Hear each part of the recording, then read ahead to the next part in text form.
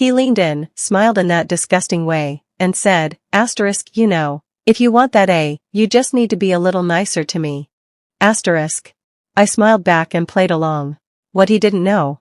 My phone was already recording. If you've ever wanted to expose someone who abused their power, you're going to love this.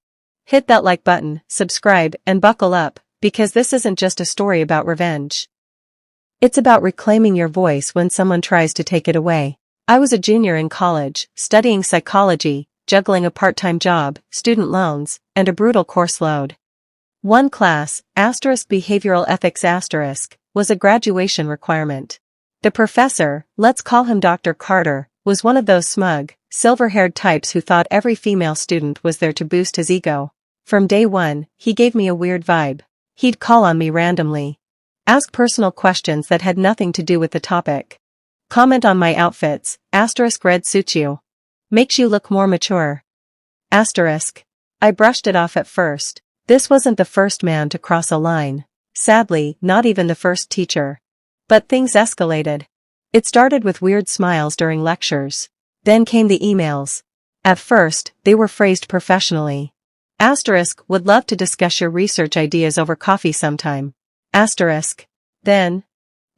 You're one of my brightest students. I see a lot of potential. We could meet somewhere private to talk more freely. I didn't respond. And that's when it got blatant. After a particularly difficult exam, I stayed back to ask him about my grade. I had studied for days.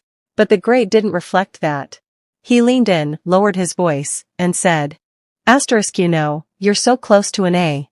If you wanted that grade badly enough, maybe you could be a little nicer to me. I blinked. My stomach twisted. My hands were clammy. I felt like I had just swallowed ice. But I smiled. Not because I was okay with it. Because in that moment, something inside me clicked. He was trying to trap me. But I was about to trap him. That night, I cried. I ranted to my roommate. I debated whether to stay silent like so many others probably had. But then I remembered something. My brother once said, the most dangerous thing to a predator is a smart girl who knows how to play dumb. So the next day, I showed up to his office. Phone in my back pocket. Voice recorder app running. I played along. Flirted. Laughed. I asked him, so, what does being nicer involve, exactly? He leaned back in his chair like he'd won. Like I was just another trophy waiting to happen. Well, a drink. A late-night drive. A little trust. My skin crawled. He started texting me later that night. I screen recorded everything. Thinking about you, can't wait to have that talk. You're special. And I think we can help each other. Screenshots. Voice memos. Timestamped logs. I had a case. I scheduled a meeting with the Dean of Student Conduct. I brought a flash drive with everything, audio files, screenshots, and a summary of what happened. She looked skeptical at first. Then I hit play. That smarmy voice filled the room. Her eyes widened. Her face turned pale. She didn't even let me finish the entire clip before standing up and calling in the Title IX officer. It all moved fast from there. Within 24 hours, Dr. Carter was escorted out of the building. Security took his faculty badge. His classes were reassigned. And as for me? I was left stunned, but relieved. For once, someone listened. The school launched a formal investigation. Turns out, I wasn't the only one.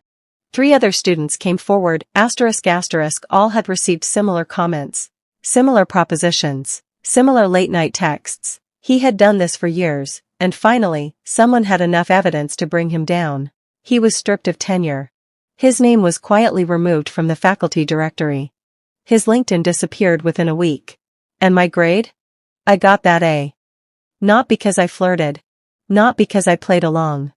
But because I did the work, and had the courage to say no more. I still remember the look on his face the last time I saw him. Stone-faced.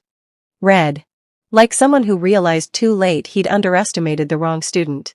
He thought he could manipulate me with grades. He thought his position made him untouchable. But in the end, it was his own words, his arrogance, that destroyed him. He didn't just lose his job. He lost his legacy. He lost his victim's silence. And I walked away with my dignity intact, and justice finally served. Power is a funny thing. Some people use it to inspire. Others abuse it to control. But sometimes, the most powerful thing you can do is press record. If someone crosses a line, don't let fear silence you. Your story, your voice, can make a difference. If this story gave you chills or reminded you of something you've experienced or witnessed, hit that like button *** so it reaches someone who needs it. Drop a comment below *** if you've ever stood up to someone in power. And of course, *** subscribe for more real stories of justice served cold ***. Because karma doesn't knock. It kicks the door in.